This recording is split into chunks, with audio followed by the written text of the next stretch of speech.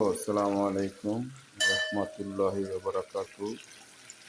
প্রান্তীয় কলিজার ভাইয়েরা দেখেন, ঘরোয়াভাবে ব্রুস্টেড বানায়, ঠিক আছে। যেটারে ব্রুস্টেড কয়, কেএফসি কয়, চিকেন ফ্রাই, ঠিক আছে। আপনারা চাইলেও ঘরোয়া এইভাবে ব্রুস্টেড বানাইতে পারেন। তবে যেহেতু আমি একজন হোটেলের বাবুর্চি, তাই আমার বানাইতে কোনো সমস্যা না, কারণ এগুলো আমি জানি। আপনি খাইতে নে মনে করব,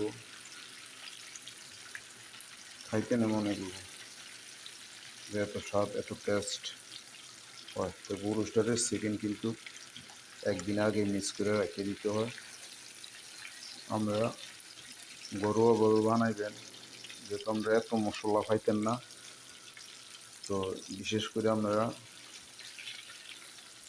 দারচিনির পাউডার, গোলমরিচের পাউডার সাদাটা, ঠিক আছে, লবণ, আর যারা জাল খাইতে পছন্দ করেন তাহলে একটু মরিচের গুঁড়া দিবেন, দিয়া সুন্দর করে মিক্স করে লবণ বরাবর দিয়া মিক্স করে রেখে দিবেন। তারপরে আপনারা এই একদিন পরে বাজে পুরুষটা, এবার আপনারা যখন বাজেন পারেন। এই দেখেন, আমি 2টা মুরগার 1.5টা মুরগা এখানে রেডি করে নিচ্ছি, ঠিক আছে।